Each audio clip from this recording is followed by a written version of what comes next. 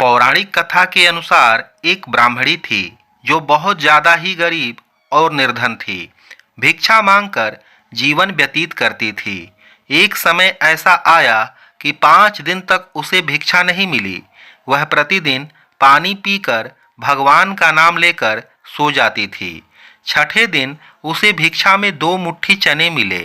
कुटिया पे पहुँचते पहुँचते रात हो गई थी। ब्राह्मणी ने सोचा, अब ये चने रात में नहीं खाऊंगी, सुबह भगवान को भोग लगाकर फिर खाऊंगी। यह सोचकर ब्राह्मणी ने चनों को कपड़े में बांध कर रख दिया और वासुदेव का नाम जपते जपते सो गई। लेकिन कुछ समय बाद कुछ चोर चोरी करने के लिए उसकी कुटिया में आ गए।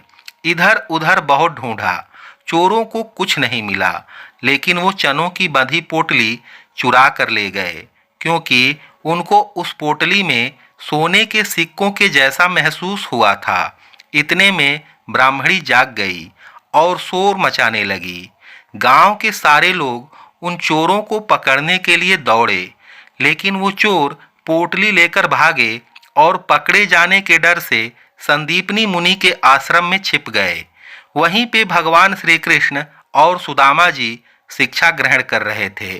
कुछ समय बाद वो चोर वहां से भाग गए, लेकिन वो चने की पोटली वहीं भूल गए। इधर भूख से व्याकुल ब्राह्मणी ने श्राप दे दिया कि जो भी ये चने खाएगा वो दरिद्र हो जाएगा।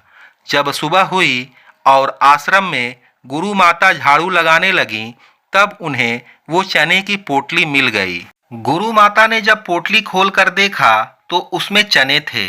सुदामा और कृष्ण भगवान लकड़ी लाने जा रहे थे, तो गुरु माता ने वह चने की पोटली सुदामा को दी और कहा कि बेटा, जब भूख लगे तो खा लेना। सुदामा तो जन्मजात से ही ब्रह्मज्ञानी थे।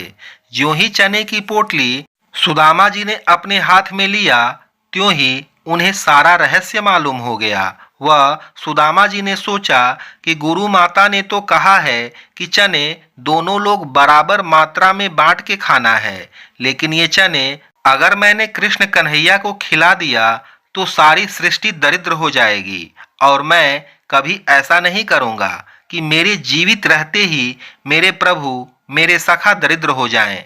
ऐसे मैं कभी नहीं होने दूंगा। इसी बात के डर से सुदामा जी ने वो सारे चने खुद ही खा लिए।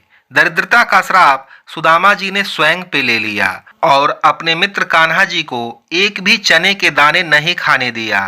तो इस तरह से निभाई सुदामा जी ने अपने मित्र श्री कृष्ण से अपनी दोस्ती। आपको कैसी लगी ये छोटी सी कहानी, हमें कमेंट में जरूर बताएं।